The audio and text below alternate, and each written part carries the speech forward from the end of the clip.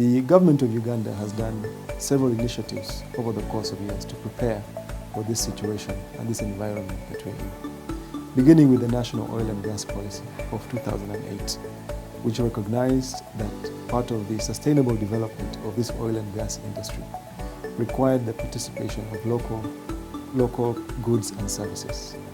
This National Oil and Gas Policy has then trickled into the legal framework through the Upstream Act and Midstream Act, out of which the oil and gas sector governance was created, with the Ministry of Energy responsible for policy and investor promotion and licensing, the Petroleum Authority of Uganda responsible for regulation and compliance, the Uganda National Oil Company, where we are sitting today, which is responsible for all the commercial interests that the state owns in the oil and gas industry, and the Ministry of Finance, responsible for the fiscal regime.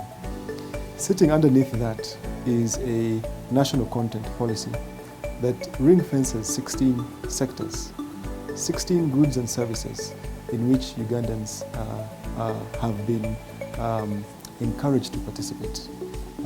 These sectors range from transportation to clearing and forwarding, catering, hospitality, ICT, security, construction, etc.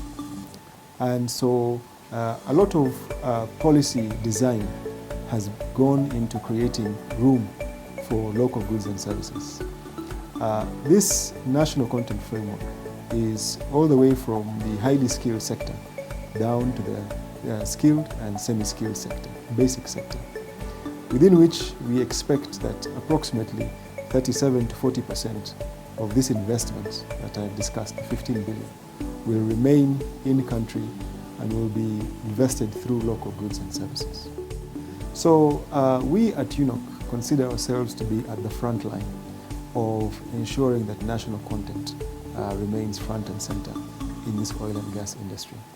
Through the seat we have in these business interests, we ensure that all the contracts give consideration for national content, and where necessary, give consideration first to local goods and services.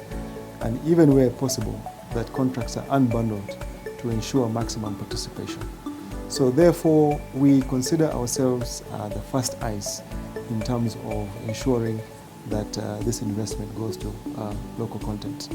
Of course, we do this in conjunction with all the other institutions in the oil and gas sector governance. This includes our sister institution, the Petroleum Authority of Uganda, as well as our ministries and shareholders, the Ministry of Energy and the Ministry of Finance. So the government of Uganda has made provision for such companies. The first advice that we would give such companies is to please register with the National Supplier Database. This is a database through which all local goods and services can register and therefore express their interest in participating in the oil and gas sector. It allows for a situation where oil companies who are coming into Uganda can start to look and understand the availability of goods and services in Uganda. This supplier database is hosted by our sister institution, the Petroleum Authority of Uganda, and is alongside another database called the National Oil and Gas Talent Register, also hosted by the Petroleum Authority of Uganda. Through these databases, it is important for Ugandans to make themselves available and to register their interest in participating in the oil and gas sector. This is the advice that we would give. My last word is to continue to encourage Ugandans to please participate in this industry. Your goods and services are necessary for the development of this industry.